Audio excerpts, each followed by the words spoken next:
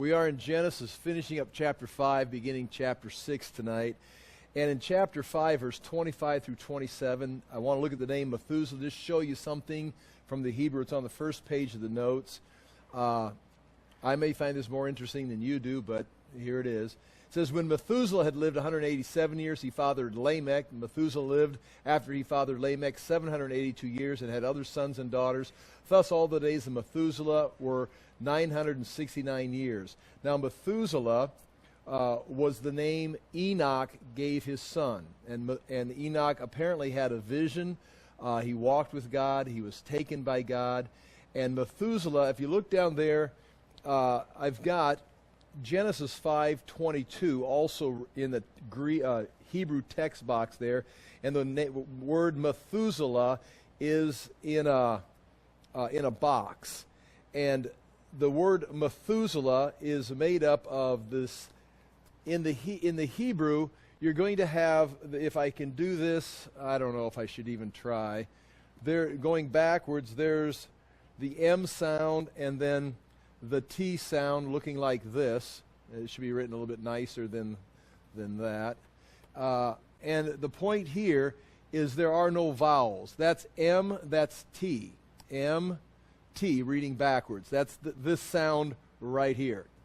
And then you're going to have, following that, you're going to have the shalah sound right there, and that is going to be the sheen right here, which is going to, we're going to put that there, the SH sound, and then the lamech like this, which is an L sound. Now notice they're all consonants, ending with an H sound, like a CH, a hard H sound like this. This has got the two legs on, this has got just nothing here. So that's would be like a CH or just an H sound as it ends right there. Now, there's no vowels. If you look on your notes, number 3, let's just say 3a. It says, according to Strong's, the root METU is the word mat, so METH. See, MT, and they're going to add in there an E sound and a U sound, which is the word mat, which means man. So this would mean, with that A sound, this becomes man. The following word, shalak, notice no vowels. Vowel points weren't added to Hebrew until 650 AD. Up until that time, they just knew how to pronounce it. They just assumed. It's kind of like when we write words, or you ever seen someone just write vowel or consonants, and we just know what the word means. We provide certain the vowels, and there's even if there could be like another vowel that would work, it would make a word. But in that context of those others, it wouldn't make any sense, so you automatically would just read in the correct vowel, if you know what I'm saying. You've read something before where someone just puts down a bunch of consonants and you can just kind of sound it out. Well, that's how they read Hebrew. And then eventually, as they began to speak more Aramaic, and then eventually Arabic, because the Muslims took over and the Mediterranean area, and the Hebrews began, or the Jews began to speak more Aramaic, and they began to forget. And so they had to start, well, how did we say this? And go back and put the vowel points in. So the vowel points were not there until 650 AD, around that time. Okay, so if you put up here the A in this mat, and you put the E sound the E sound here, put a vowel point for an E sound here, shalak, it means this. It means man, and then shalak means weapon or missile. So it would mean, as I said last week, man of the missile, or man of the dart, or man of the javelin. Okay? And you can see down there in that Genesis chapter 5, verse 22, where I've got that box, the vowel points for the M-A would be, there'd be some kind of an A underneath there like this, mat, and that would be mat, and then with the shalek would have these underneath it. This is an E sound. that would be putting an E right here shows Shelek. So man of the missile, which is fine. Okay, now point B, apostle meta. Okay, there's another possibility, meaning with the word metu, which may be derived from the word mot, meaning death. That would make this an O sound in here. You're going to have to put some kind of an O sound here. And then the addition of the U sound at the end, which would mean the U would mean the mot means death. The U sound at the end of this would be a implying their or his. So death, his. And this would just be a matter of moving the vowel that they didn't put until 650. So it would mean their death or his death. The shalak or missile or weapon, if it changes from an E sound, like this would be, like I had the E sound here, if you would put underneath here an A sound, that changes that from weapon or shelak to selak, which makes it mean to send. So this would mean to send or death, his death, their death, sends.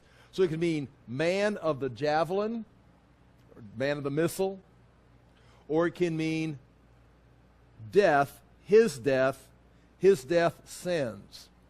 And with that meaning, it can mean his end, his death sends something. And again, Enoch is naming him, and his death, either way you look at it, when he died, God sent the flood, which leaves an idea right here. If you look down in the Hebrew, I've got arrows drawn from the math up to the muth, meaning it goes from man to die, and then the shalek goes from shilak to shalak, which goes from missile to send. And I just got that written there because I find that very interesting. It's right there in the word, looking at those vowel points. And so when he dies, it is sent, and clearly there's something being sent by God. Now we go to page 2. We're going to do something else with the word Noah, and it's a little more obvious, or another word with another name, Noah. And it says, now Methuselah had a son named Lamech.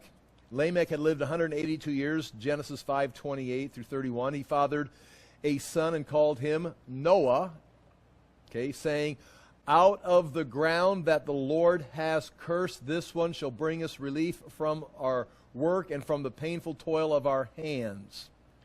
So it deals with the ground, the cursed ground, relief from work that is painful that we're doing with our hands.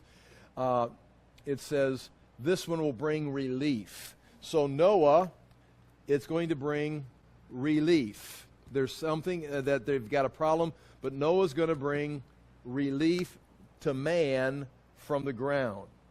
Lamech lived after he fathered Noah 595 years and had other sons and daughters. Thus, all the days of Lamech were 777 years. And so what you have right there is the word Noah, and I've got that in the box right below that. It's verse 29, and he called, in the Hebrew it says, and he called his name Noah, and Noah, N-O-A, and then in the Hebrew it's not just a sign, it's hak, Noach. It means rest. Okay? So the word Noah means rest. His name is Noah, and so you think Noah would mean he'll bring us relief or comfort. But it says that words are different. The word for comfort is N-A-C-H-A-M. N-A-C-H-A-M. It is a different word. So it's not like Noah will bring us rest because rest will bring rest. Noah means rest, but he's going to name, it says, out of the ground the Lord has cursed, and this one shall relieve us relief from our work. And so the word nakam or nakam means to be sorry, to console oneself.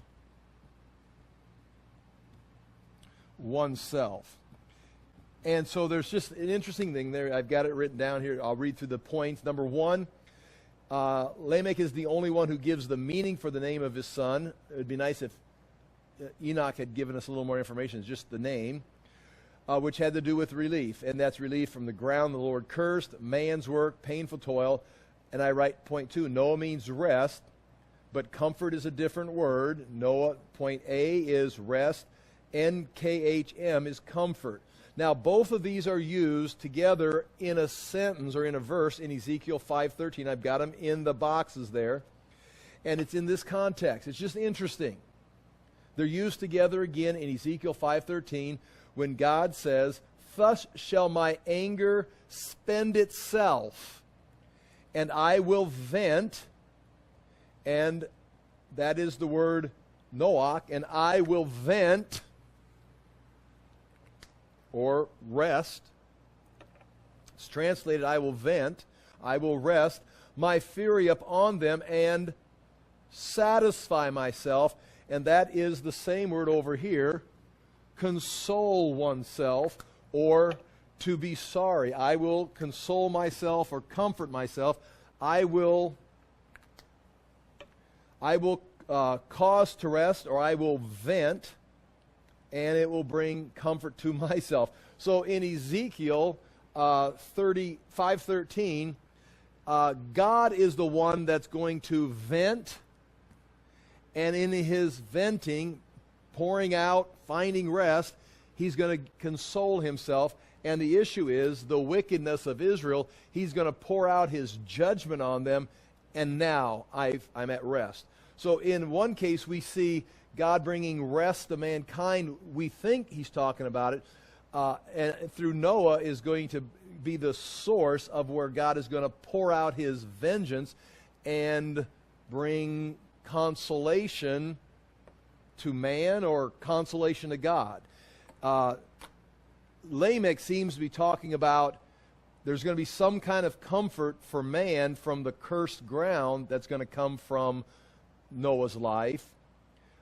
But yet it's God who's pouring out vengeance, and the only one that's consoled in all this is God, and that matches Ezekiel. And so point D, I write, comfort who? In Genesis, the flood would bring rest for humans in relation to the cursed ground. But when you go back and you read the Mesopotamian, all these, especially like the flood tablet here, the Gilgamesh epics, what is the cause for the flood? Again, now we're not talking Bible. We're talking the way the culture of the days after the flood recorded what had happened. I just write here, I say it again other ways, but it says in the notes, in the Mesopotamian flood literature, the flood would bring rest to the gods who were disturbed by mankind and could not sleep due to the constant disruption of the humans. Because mankind made so much noise, the gods got together and says, it's driving us crazy. Let's just kill them all. And so that's what the flood tablets say. And so there's going to be just this universal flood that kill mankind so the gods could have some peace. It's like put the kids to bed early. And so they wiped out mankind. But that's where one of the gods comes down and tells, in the Mesopotamian culture, tells this one individual whose name is listed, hey, here's what they're going to do. Build yourself a boat. And he builds a circular boat, puts a bunch of animals on it, and he survives the flood and repopulates the earth and goes on into the new earth. And that's what's taken place in these flood tablets. So in the Bible, there's that ideal of man's going to receive some kind of relief from the ground God has cursed. Yet the words are used in Ezekiel very similar to the way the words are used in the cuneiform, as far as God's the one that's getting the rest. Now, again, this right here is also worth looking at as point 3. We got, it's like Lamech understands what his father or his grandfather had said. He understands what his father's name Methuselah means. When he dies, it is sent. And so he names his son Noah, which will mean God is going to find rest and console himself. But Lamech, in a sense, is going to flip it and turn it into one of these things, point 3. Lamech is speaking like, is he speaking a wish? Like, I wish out of the ground that the Lord has cursed, this one will bring us relief from our work and from the painful toil of our hands. In other words, Lamech is desperate and with the condition of mankind and his generation and wants. Is he wishing, praying for divine intervention to bring rest to mankind when God says, no, I'm going to bring rest to myself. I'm going to bring disaster like Methuselah means. Or B, is it a prophecy? Is Lamech prophesying? Lamech knows enough through Enoch and Methuselah that his son Noah will build an ark or do something to save mankind from this disaster. And when the disaster is over, mankind will continue. Because mankind has to continue. In Enoch's message, it could not have just been a message of destruction. I'm going to kill everybody. There had to be a message because the promise is the seed of the woman. That woman, her role is to keep the human race going. God promises we'll keep the human race going. It's not going to come to an end until the Savior comes. And also that from the woman, the seed of the woman is going to crush the serpent's head. So no matter how great the disaster of Methuselah's death is going to release, that Enoch saw coming, Lamech knows something's good on the other side of this. So something's taken place. They know God's judgment is coming, but they also know that, well, there's got to be another side of this. There's got to be a continuation. And that's where the prophecy is Noah will be, in a sense, a second Adam, or an early Christ. Like, again, they don't know, they know Adam and they know Enoch, but they don't know where Noah's going. They know nothing about Abraham or nothing about Moses. They know nothing about Jesus Christ, the cross. They know nothing of that's all mysteries. Like we talk on Monday nights, that's all mysteries yet to be revealed. But they do know the seed of the woman. They do know the prophecy of Enoch. They do know there's some deliverance coming.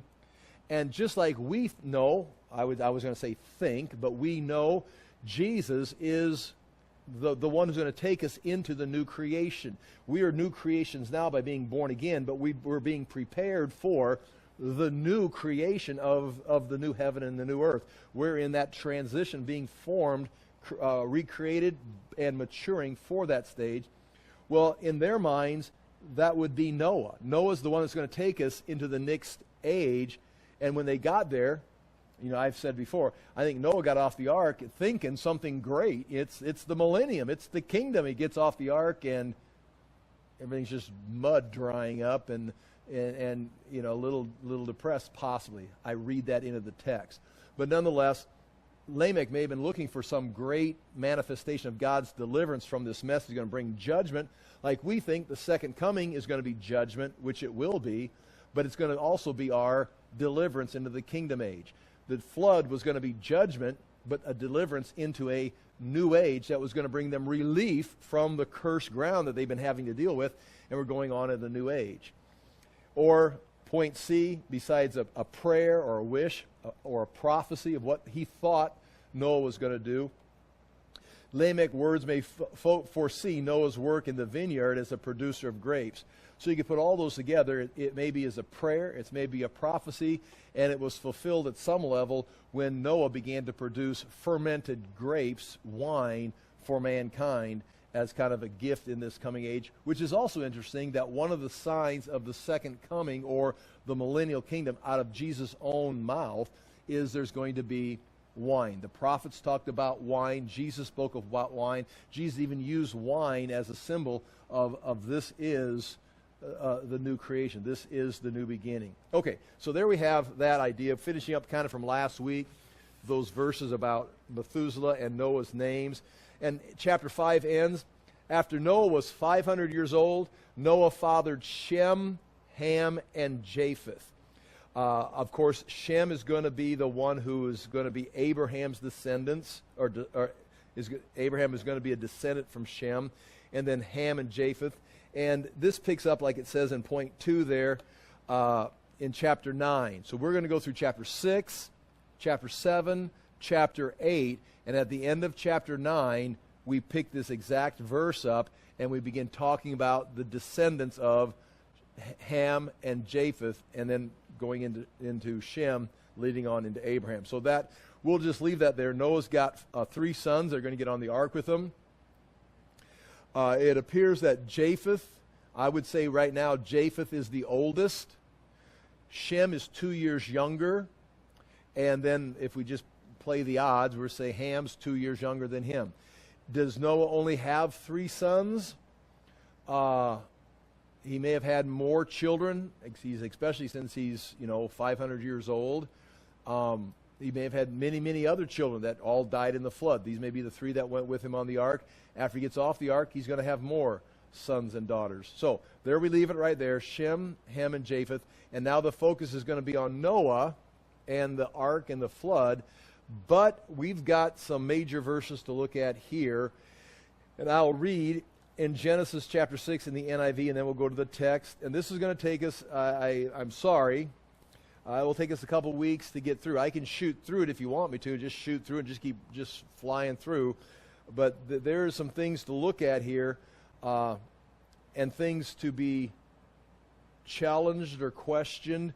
And at the end of the day, these first 6 verses, the first 6 verses, it's not clear. There's some that want to become very, very, very natural, materialistic with it, believing the Bible, but don't get too spiritual, too mystical. I don't mean mystical. Don't get too much out in the extraordinary, spiritual, angelic realm. And they want to keep it very, mankind. And then there's that idea that something really weird is taking place. And then you got to be careful with that because you can get too far. There's extra biblical writings that add into it, which you say, I can't go that far. So there's this level of just becoming very, very natural with these verses and getting a little more spiritual to the place you could drop off and get into very false teaching. So I'm going to show you some things. And most commentaries, they talk all around it, push to what they kind of think, but then back off at the end of these verses and say, we just don't know. We just, like the word Nephilim, we just don't know what we're talking about. In fact, I think I wrote something, at the bottom of page 3. And this kind of sums it up. I'll say it, then maybe I'll read it. But basically, the author, when I'm reading these verses, now you listen to me read these verses in the NIV. You can read them in the English Standard also, and our notes are in the English Standard. But when you read these, it's like, what are you talking about? What are the sons of God? And who were the heroes, the men of renown? I mean, what did they do? I mean, well, they're the men of renown. They're the legends, No, I don't know. But when the author wrote it, everybody knew. And then, of course, the Nephilim were on the earth at that time, and also afterwards. Okay? All right, so we're all together? Okay, let's go on. It's like, well, maybe if it's 2000 BC, it's like, yeah. It'd be like saying, you know who's in the White House. You know what just happened this weekend. And so things have changed. This weekend, things have changed, right? We'd all agree. It's a new tomorrow. Okay. And then you start it's like, now in 200 years, 2,000 years, next year, people are like, no, we don't know. What are you talking about? What was that? Who's in the White House? What happened this weekend? And so, meaning there's that part too, that we may be historically far enough down the road on the other side of the planet in a different language, translating out of a dead language, at that, from where it was, and also with a different worldview, a different understanding of spiritual, heavenly, and earthly interaction, and far enough along the line that we can't even, we're blocked. We cannot understand these verses, not because they're so mystical and magical, but we've closed this door, we've lost this information. We cannot even look this way because we can't even imagine. That doesn't even make sense. So, again, I'm going to teach it, but also when I get done, it's kind of like, and again, I'm not, in strange territory. Most commentators will do their best and then say, we don't know. All right. Chapter 6, after chapter 5, after the genealogies, chapter 6. when men began to increase in number on the earth, and daughters were born to them, the sons of God saw that the daughters of men were beautiful. Now, beautiful can also mean pleasant, even referring to smell pretty. So whatever, they were pleasant. They were beautiful. And again, daughters of men, I think we're pretty confident what daughters of men would mean. But if we're going to get into interpretations and, try to find strange meanings, I don't think that'd be the place to start. They were beautiful, and they married any of them they chose. And the word married is an idiom throughout the Bible, for married. Like, take them as your wife. Then the Lord said, my spirit will not contend with man forever, for he is mortal, or flesh. His days will be 120 years. Okay. Now, it'd be really nice if we could pinpoint 120 years, say, see? And then everybody lived 120 years from then on. But it's like, nobody lived 120 years. Some people, after this, they live much longer than 120 years. And then eventually David's going to be told man's days will be 70, so you never really see 120 it really means, when you look for that number, and it's like 120 years, it means, I'm going to talk about it, but you can't say, well, go to this verse, you see, 120, 120. It's like there's no parallel verse for this. Just 120 years. Now, if that's not confusing enough, the Nephilim were on the earth in those days. Before the flood? Oh, yeah, but also afterwards. Okay, why do we care? What's that got to do with the story? Okay, but they were. In those days, what days? Well, the days when the sons of God went to the daughters of men and had children by them. They had children. The sons. Who are these sons of God? Who are the daughters? And are they having children? What kind of children? Well, the children, they were the heroes of old, the men of renown. Okay. The Lord saw how great man's wickedness on earth had become. Now, again, we're switching subjects there. I mean, it's not like those are, because that happened, now we're going to have to do something about it. It's like, now, okay, the Lord saw how great man's wickedness on the earth had become, and that every inclination of the thoughts of his heart was only evil all the time. The Lord, Yahweh, was grieved that he had made man on the earth. Now that's enough to start 3 or 4 classes on theology, on how the Lord was grieved that he made man. It's like, didn't see that coming. Sovereign Lord who created everything out of nothing and spoke it into existence and knows the beginning from the end. He's the Alpha and to the Omega. But boy, I wished I hadn't done that. If I had known that, I would not have done it. It's like, well, that can't mean what it means and maintain theology. So it's like, how do you play that verse? Well, God's not totally in control. God doesn't really know what's going to happen. He's waiting. He's just as surprised as we are when things happen. I don't think that's what the Bible says, but it sure seems like this verse surprised them, because why would God do something that's going to grieve him later? But we'll talk about it. But you can see how that could become a theology discussion. The Lord was grieved that he had made man on the earth, and his heart was filled with pain. See, that you can see that heart was filled with pain goes back to when we talk about, and it consoled himself. He's going to do, he's got, how do I fix the pain? I need counseling. I'm going to find relief by destroying these fleshly beings that are causing me pain. There, I feel better. He's going to bring judgment, which is true. The Lord was grieved that he had made a man on the earth, and his heart was filled with pain. So the Lord says, I will wipe mankind, whom I have created, from the face of the earth. Well, that doesn't sound like a very tolerant, woke verse. But nonetheless, this God, different than the God in Jesus in most churches today, is going to come down to the earth and just wipe everybody out because he's mad at them. So that's why you get the two gods. You got the New Testament God, you got an Old Testament God, because surely the Jesus that we worship and sing about in church, that loves everybody and is tolerant and accepts you just as you are, is not this God who just says, I've had about enough, I'm just going to kill everybody. So clearly there had to be I'm being facetious. I do not think there's two different gods. But you can see how some people have to do that to justify, or at least don't read the Bible. Okay. I will wipe mankind whom I have created from the face of the earth, man and animals and creatures that move along the ground, and birds of the air, for I am grieved that I have made them. But Noah found favor in the eyes of the Lord. Now, this is the account of Noah. Now, verse 9, this is the Toledot of Noah. Now, if I would stay to form as we began in this book, this is the Toledot of Adam. This is the written document of Adam.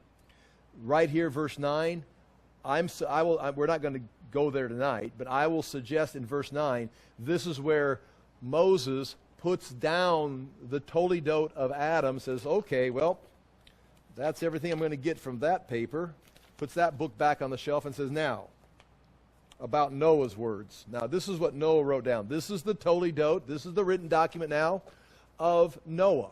And he's going to now, and as you read this, it's, as I'll say it many times, but the writings here is going to give you the month, the day, the year, how high the water was, how low the mountains were when the ship sailed over the mountains. Like, how does Noah or Moses know this information? Is he God just telling it to him? No, he's doing research. He's putting this together. He's got the Toledot. He's got the written book of Noah right here that he's editing together with the writings of Adam, possibly the writings of Enoch or somebody else that he's got in here. So anyway, that's all the further we're going to go with that. Now, with that being said, we look on page 3, chapter 6, verse 1. When men began to multiply on the face of the land, this is the English Standard Version, and daughters were born to them. So men are multiplying. Again, when we say multiplying, we're talking millions of people on the earth by this time. Again, it's the 8th generation is Methuselah, and then Lamech's children, Jubal, and Tubal-Cain, and Naamah in Cain's line. They're still all here. And then you got like the Sumerian kings list that we've got, wherever I've got right here. They also have that 8th generation coming up, and then that's when the flood comes in the 8th generation. Now, Lamech is 9, Noah is 10, and so Noah's that 10th generation. Noah and his sons are going to go through the flood. Okay, so men are multiplying on the face of the earth, and it points out particularly, and daughters were born to them.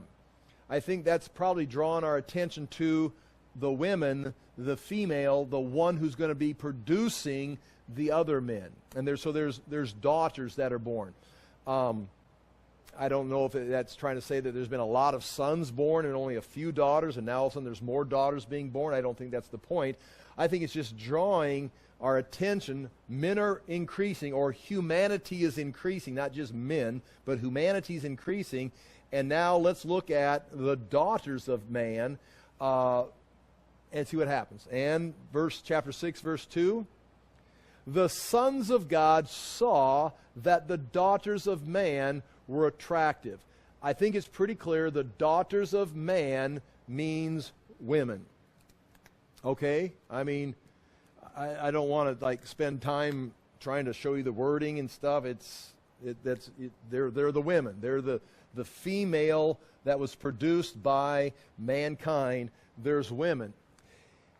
The struggle here is the phrase sons of God, and they're going to see whoever the sons of God, sons of God, and this is in Hebrew Elohim, and this is Ben. Actually, it's Bene, but we'll just say Ben because that means son of, and Elohim means God. It can mean, and again, this is plural. He means plural, so it can mean gods, but in this case it means, this is plural. This is clearly plural in the Hebrew. Sons is there. Sons of God saw the daughters of man were attractive. So first of all, there's no doubt that these women are humans. Sons of God, I'm going to give you 3 basic choices from this, and you've heard this all before. But the sons of God are going to see the women. And they're going to see that they are beautiful. And like I said before, here it says attractive. They can also be, NIV says beautiful, English Standard attractive. I looked it up. I tried to see if there's some secret hiding word that it could mean. It means pleasant, and it just means, pleasant, beautiful, attractive. It's like, this is nice to look at. Now, another thing, they're seeing something, and that's something that Eve did. She saw the tree and saw that it was something she wanted. So here now you've got the sons of God. We don't know who they are yet. They're going to visually see the women. The sons of God saw the daughters of men, that they were attractive, and right here, and they took as wives any that they chose. Now that they took as wives any that they chose, that is exactly what Isaac will do with Rebekah. Rachel, Jacob will do with Rebekah. They're going to see them. They're going to take them, which means marry them. And what does it say? They choose and take them to be their wives, and they became their wife. This isn't talking about immorality. This is not talking about, running the streets, raping women. That's not what it says. It's right in line with they chose and took, and they were married. So this is talking about, in that sense, they're talking about taking them as their own, if you want to say possession, their own wife, their own woman, bring them into their house. Chapter 6, verse 4. I'm sorry, I went too far. Page 5, bottom page 5. The Nephilim were on the earth in those days, and also afterward, and now it describes, this is why we're going to see this part of it describes the same thing.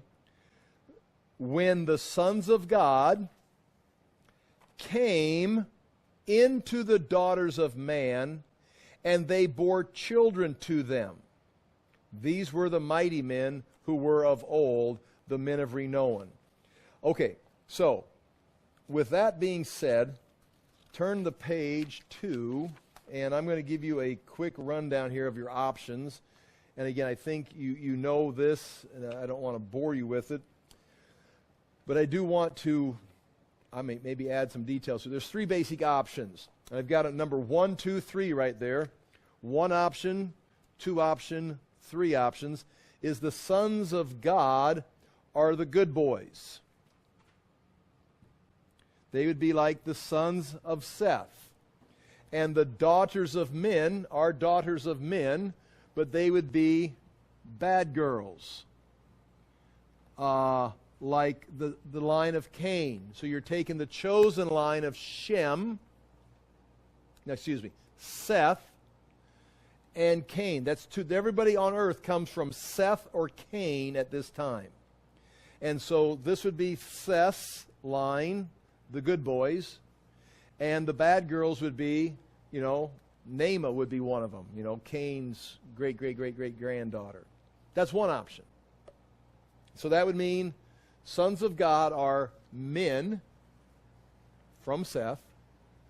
The women, or the daughters of men, are women, but they're from a different line coming from out of Adam.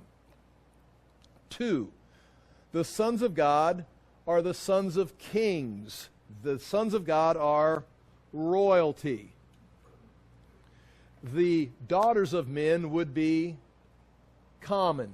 Like they would just be, we'll say, middle class.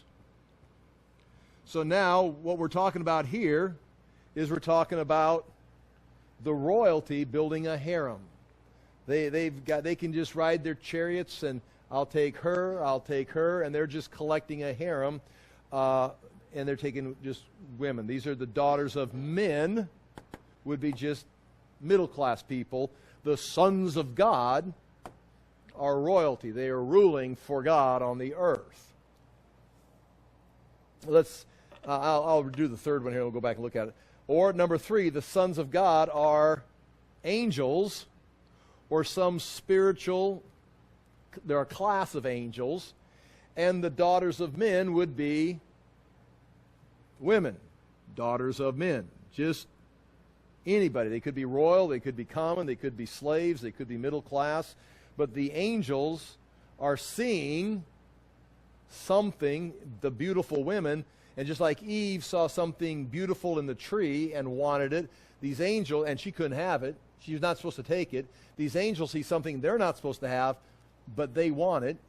And so it's either the good boys marrying bad girls or the wrong lineage, the royal people, men, marrying common women, or it's some kind of angelic infiltration into the human race. Now, sons of God, point one. The sons of God are, I just write here, the sons of God are good boys of that time that go to Sunday school, wear white shirts and ties, and don't drink soda before lunch. The daughters of men are the bad girls, probably descendants of Cain, who drink, cuss, and wear short skirts, probably chew tobacco, and obviously have tattoos. And so that is right there the reason God, that's one of his initial reasons for, we're going to destroy everybody. We're just going to kill them all. Just wipe out the human race. I wished I'd never made man. If I'd known the good Sunday school boys with their nice, clean clothes were going to go out and ride motorcycles with the bad girls, I never would have made this. This is, okay, so go for it. And some people teach that. It makes you kind of serious about, don't go to the wrong side of town. Okay, the sons of God, point two, are the sons of kings and pharaohs. They are the royal princes. Their daughters of men are the daughters of common folks, who the royal princes then gather together to form their harems. Okay? From the Zondervan Illustrated Bible Background Commentary, Volume 1 on page 43, I copied this. This idea of divine descent was a rhetorical expression of the divine election and legitimization of the king that is typical in royal inscriptions. So this, I will say this right here is, number one, good boys marrying the bad girls is lame. I think it's stupid, but lame is probably a better, This right here has some merit because pharaohs consider themselves the sons of God. The Mesopotamian, Nebuchadnezzar considered himself a son of the gods. If nothing else, like it right here, you see it in a typical royal inscription. Even today we can go back and see that we can see it in Romans, that Paul considers that your governors, your leaders are divinely appointed. I mean, we could say, and I have no trouble saying it, that Joe Biden is in office because God has ordained it. I mean, he is God's leader for our country. Now you say, well, I don't agree. He's not. Yeah, but he's the guy God wants there. You deserve him. I mean, America deserves our leader. Now again, which goes, we can bring it all the way up to today that our leaders are what we deserve or divinely appointed. And Paul builds on that, or supports that idea. I'm just giving you an example. And then you read it all the way back. These guys are going to think they're actually, somehow divine. Throughout the biblical period, it was part of the royal prerogative to claim divine heritage. You see, everybody, you become a king, you must be God's son. You must be chosen. Now, we're not talking God's son like, one and only son, God became man. We're talking God's appointed leader. Thus, the title, Son of God, now again, notice this, it's singular, Son of God, can be identified as a royal motive both in the Bible and outside of it. So, this is Son of God is typical. Point B, it continues, nevertheless, though it is common for kings to be portrayed as having divine parentage, you are Son of God, there is no precedent for ancient kings, plural, as a group being referred to as sons, plural, of God. You see Nebuchadnezzar, you see Sennacherib considering himself a son of God, but you don't see Sargon and all of his children being sons of God. the individual king is a son. Now that would be, if you're going to use this, you're going to have to say it's a singular son of God. You don't see a whole class of sons of God in the palace. There's only room for one son of God in the palace. You got a bunch of sons of God in the palace. So that's a negative. Point C, this would be basic polygamy with a royal harem being formed. This was a practice. Again, if this is what if this was the sons of God or royalty, and they're just taking middle class women, common folks, into their basic harem. Now this makes sense, but understand they're doing something. You say, well, that's not right. The king shouldn't have a whole harem full of women. Okay, I would agree that's not God's plan for marriage, but it did happen throughout the Bible. It happened in Egypt. It happened in Mesopotamia. It happened in Sumer. It happened in Babylon. It happened in Solomon's palace. I mean, it's like, and so if God's going to start sending floods, and this is the example of why this is the days that the flood came, men started making harems, this is not going to go well. Well, it's like, that doesn't really, the punishment doesn't really fit the crime, especially since the crime continued to happen throughout history. So, this was a practice in the ancient world and throughout the Old Testament. It really doesn't seem to deserve mention here as an example of the wickedness of man that led to the global judgment of God. I mean, if this is your example of why God judged the world, it's like you can't do any better than the powerful men had a bunch of women. It's like, check out the rock stars, check out the rappers, check out the politicians, check out whoever's got money. Okay, point 3. Now this gets, I think number one, the good boys and bad girls is dumb. I think the royal family, the royal sons marrying common women forming a harem has some traction because you can see it taking place. The judgment really doesn't fit. This right here, the angels, the sons of God, oh man, I mean, you're talking about some strange stuff right here. And it's like, can this even happen? And here it is. The sons of God are, point 3, the angelic creatures. The daughters of men are the daughters of men. Give you an example. Gilgamesh, right here. This is the flood tablet. It's the Gilgamesh tablet. It talks about the flood in here. In fact, Gilgamesh in this tablet goes on a journey. Many things take place, but Gilgamesh on this tablet is looking for eternal life and knows that there's a man on the other side of the river far away. He's got to go through the forest, fight his way through it, to go see the man who somehow has the secret to eternal life or never-ending life because he lived through the flood.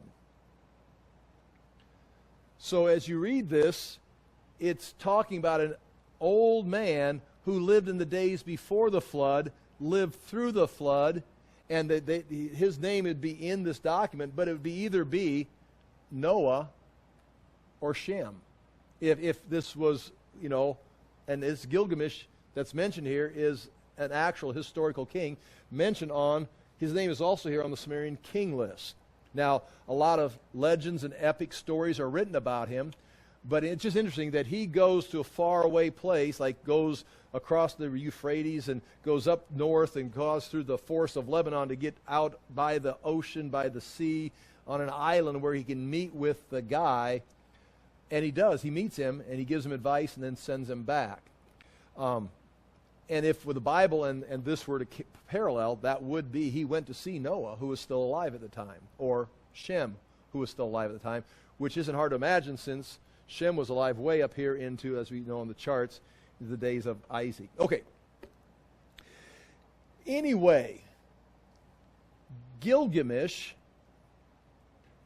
is a historical king of the Sumerian city-state Uruk, which we've seen already, who was deified after his death. A lot of times when someone dies, a king dies, they deify him. They put him on like Mount Rushmore or something and make him into a god. He ruled somewhere between 2900 to 2350 BC, so he would be reigning, right in this time period, 2900 right here. Gilgamesh became a major figure in Sumerian literature written in 2112 to 2004, right around being written and edited down during the days of Abraham. Inscriptions that exist, yet not just poems and stories about him, but inscriptions by a contemporary official under Gilgamesh was discovered in an archaic text that in Ur that reads, Gilgamesh is the one whom Utu has selected. And that was an inscription. Not talking about a legend, but like, he's our king because this God chose him. The Tumel inscription is a 34-line historiographic text written during the reign 1953 to 1920 BC. Mentions a historical Gilgamesh, crediting Gilgamesh with building the walls of Uruk. And there's the lines written right there, and that's an inscription for a building or a wall in a city that's there that they wrote, Gilgamesh did this. So that puts him in the area of historical. And Gilgamesh is listed on the Sumerian king's list. Now, in Sumerian literature, when it starts talking about him, they're writing about him, Gilgamesh is 2/3 God, 1/3 human. Gilgamesh is said to have, quote, the flesh of the gods. And he is said to be 18 feet tall. That is from the writings throughout the ancient in cuneiform writings. All right, so nonetheless, there is an example of that they considered part man, part God, and had supernatural strength, supernatural size, and legends were written about him. Men of renown. One of those phrases, men of renown, it gives the idea of men that are never going to be forgotten. In other words, here we are. We're still talking about them. Point B, sons of God, this phrase, B'nai Elohim, that you saw in the box, I'm going to give you some examples. Sons of God in Job is parallel with angels in Job, in Psalms, in Daniel. Same Hebrew phrase, B'nai Elohim, sons of God. Angels are called sons of God. Here we are. Job 1:6. Now there was a day when the sons of God came to present themselves before the Lord, and Satan also came among them. Some Bibles simply translate that angels came to present themselves before God. They just translate it. Some translations, they translate sons. Now, again, every time a word pops up, you don't have to translate it the same way every time, because sometimes it's got this meaning in the text, and some in the context it's got a different reference. But just keep in mind, here, sons of God, Satan is one of, or comes along with the sons of God, and they're presenting themselves before God. This is, I don't think anybody thinks the good boys are presenting themselves in the heavenly courts along with Satan before God, nor do they think the royal kings of the world are ascending into heaven to present themselves before the Lord along with Satan. They know, everyone knows, this is a council of the angelic host, along with Satan's with them, because he's an angel, presenting themselves before God. Job 2:1. Again, there was a day when the sons of God came to present themselves before the Lord, and Satan also came among them to present himself before the Lord. Job 38, verse 7. When the morning stars sang together, and all the sons of God shouted for joy. Now this is, and I go back in 38, Job 38. This is saying when God is saying, when he created the earth, Job wasn't there, but yet all the angels were singing. Job, you can't even ask me a question, because when I created the earth, where were you? I know the angels were singing, the sons of God, or the, what does it say? The sons of God came to, sons of God shouted. The morning stars sang, and the sons of God shouted for joy when they saw the creation. So there's in Job. Now, Job is a storyline.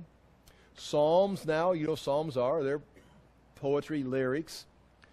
Psalm 29:1, ascribe to the Lord, O heavenly beings, is the translation in the English Standard Version. Ascribe to the Lord, O heavenly beings. In the footnotes, I got there in the brackets, in the English Standard Version, the Hebrew says, sons of God or sons of might. In other words, Elohim could also be translated might. So right there, ascribe to the Lord, O heavenly beings, or ascribe to the Lord, O sons of God. Ascribe to the Lord glory and strength. And that's talking about angels giving God glory and credit for what he has done. Psalm 89, 6 through 7, similar. For who in the skies can be compared to the Lord? Who among the heavenly beings, or sons of God, is like the Lord? Again, that's saying who among the sons of God is actually like Yahweh. Now, they're sons of God, but they're angels, they're spiritual beings, but they're not like Yahweh. Obviously, we understand that. A God greatly to be feared in the council of the Holy One. So that's that council of them all coming together.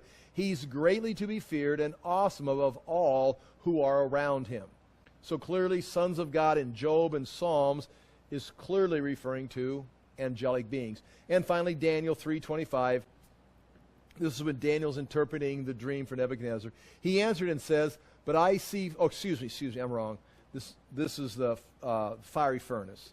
He answered and says, but I see 4 men unbound walking in the midst of the fire, and they are not hurt, and the appearance of the 4th is like a son of the gods. So again, I think that's Nebuchadnezzar speaking. He's looking in there. He says, I see 3. I put 3 guys in there, but I see 4. And that 4th guy looks like a son of God, or the son of the gods. Or, excuse me, yeah, son of the gods. So that's not exactly the same, but it's close. So there is cuneiform, and I can give you more examples of people being some kind of a mixture of angels and women. We've got here the sons of God being referred to as angels. Obviously, I think this is this third choice, that the sons of God are some kind of angelic being. And then I find support in the writings of Jude and the writings of Peter about angels when they sinned being sent to Tartarus, locked up in chains, meaning this has not happened again. We've had harems formed again. We've seen good boys marry bad girls since then. We've seen all kinds of things, but you have not seen this, which opens up the next category of the Nephilim were on the earth in those days when all this was going on, and also afterwards. All right. So, chapter 6, verse 3. I'm going to read this, and we're going to come back to it. What time's it getting to be here? Yeah, Chapter 6, verse 3. Then the Lord said, my spirit shall not abide in or contend with man forever, for he is flesh. His days are 120 years. And so you've got to decide, 120 years right there, is that, okay, I'm tired. I'm not going to keep man alive forever. He's going to have to die. Let's say 120 years, then he's going to die.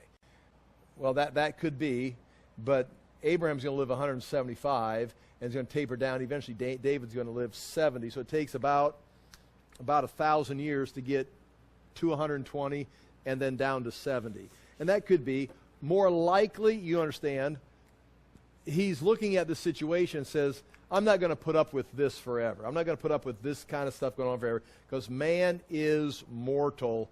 I'm going to give him 120 years, and then we're sending the flood. So this would put you wherever the flood's at.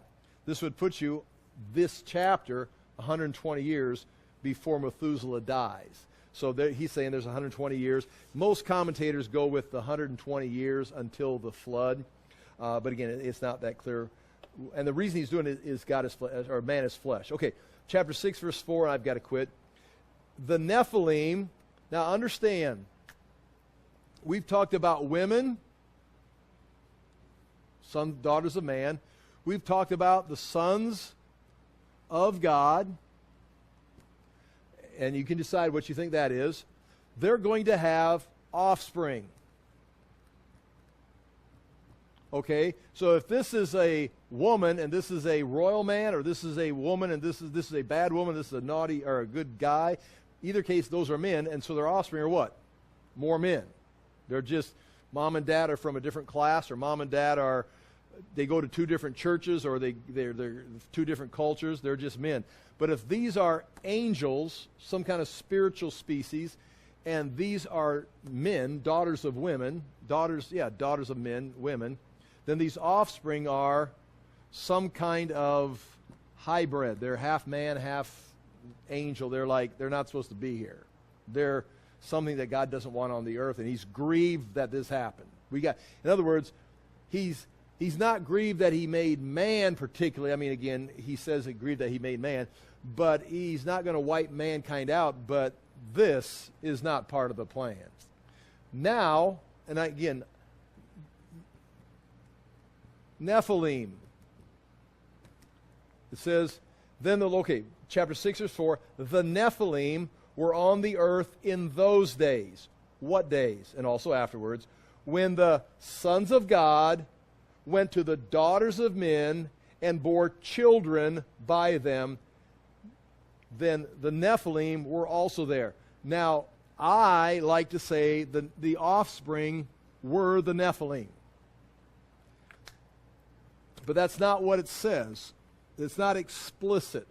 So instead of running, it's like, so we've got 4 definite groups here: men, angels, half-breeds, and Nephilim, which are not this. They're not angels. They're not men. What is this? With the flood, God stopped these sons of God from ever doing this again. So these, once the flood kills these, they're gone, according to my thinking. But mankind, man and women, will continue, because there's a woman and there's a man on the ark. And God says himself, and the Nephilim are there in numbers, they're there in numbers. And so the English Standard Version translates Nephilim as giants, which would put our Gilgamesh in that category. On page 6, I got to quit out of respect, but there's your word Nephilim. Literally, it means fallen ones. It comes from the word that means to. Well, I'm trying to see where my notes are. It means to lie down. It means to fall down. And so the Nephilim are on the earth. It would be the fallen ones, those that apparently have been defeated or have lied down on the ground, maybe position-wise, were on the earth in those days and afterwards. And we'll have to pick that up. Your best clue for Nephilim is right there on page 6, Numbers 13, verse 33. When the spies go into the land, they saw the Nephilim, the sons of Anak, who come from the Nephilim, and we seem to ourselves like grasshoppers, and so we seem to them. So they say they saw the Nephilim. Now, some people say they didn't. They were just afraid, so they told everybody, "Oh, the giants are there, the giants are there." But there's really no giants. They're just trying to scare everybody. Except later on in Deuteronomy 9, Moses is speaking, and the Nephilim, the sons of Anak who come from the Nephilim. So the Nephilim produced the sons of Anak, and the sons of Anak in Deuteronomy 9 verses 1 through 3, Moses says, "Hear, O Israel, you are to cross over the Jordan to go in to dispossess the nations greater and mightier than you, cities great and fortified up to heaven, a people great and tall." See, you're going to go against a people great and tall. Moses isn't lying. He's telling them, you're going to go in there in the power of God, and you're going to meet a people great and tall. Sons of Anakim, which is sons of Anakim, who the spies, or whoever wrote Numbers, Moses, says the Anakim, or the Nephilim, produced the Anakins. Whom you know, and of whom you have heard. Now that's interesting, because that's exactly what Genesis, these are the men of renown. These are the men people are going to remember. And now, on the other side of the flood, on the other side of the Exodus, you're going to go in there and you're going to meet the sons of Anak. You've heard legends about these guys. These are the stories you tell your kids around the campfire. You're going to be meeting them. You're going to see them face to face. Just like Genesis says, you're going to talk about these people. whom you know and of whom you have heard, it said, and here's what they say about him, who can stand before the sons of Anak? If the sons of Anak show up, it's just give up. But you're not going to give up. You're going to take them. And then he goes on and tells them that. So again, the Nephilim, we got to clean this up some more and add some more to it, because there's a lot going on right here, and it's enough to flood the world, wipe out mankind, and I think there's got something to do with the angels and what is taking place. If you look on page 7, the Nephilim could be, just see right there, you got all the things. Oh, I'll show you this too. Now I'm going to quit. I said that already, I know. But page 11, that's right out of the framework book. That's just copied and pasted out of the framework book, talking about the sons of God, the Nephilim, and I'll read more of this next week. Quotes by Josephus, Justin Martyr, Irenaeus, Tertullian, New International Dictionary, First Enoch. But I can tell you, Josephus, Justin Martyr, Irenaeus, and Tertullian, they did not think it was option number 1 or 2. They're thinking these sons of God and the Nephilim are something supernatural, and not the good boys marrying bad girls or kings building a harem.